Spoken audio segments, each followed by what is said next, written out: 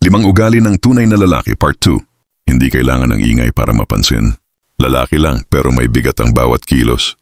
1 tahimik pero matatag. Ang tunay na lalaki hindi show off.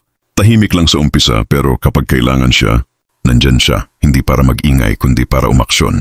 Hindi ako ang laging maingay, pero ako ang palaging nandyan pag seryoso na ang laban. Marunong humarap sa responsibilidad. Kahit anong hirap, hindi siya tumatakbo. Walang sinisisi. Walang palusot. Kahit pagod, tuloy. Kasi alam niya tungkulin to. Hindi ko ito ginagawa dahil gusto ko. Ginagawa ko ito dahil kailangan. 3. Marunong makinig. Ang lalaki na may utak, hindi laging gusto marinig ang sarili. Alam niya kailan tatahimik. Alam niya na minsan ang lakas ng lalaki ay nasa kakayahang makinig at umunawa.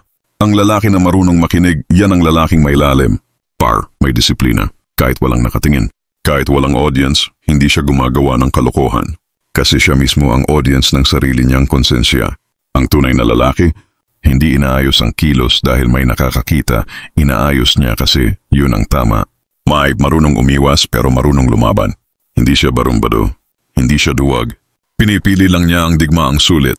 Pero pag dumating ang gulo at wala nang atrasan, hindi siya uurong. Ayokong makasakit, pero wag mo kong piliting sumeryoso. Thank you for watching and follow for more.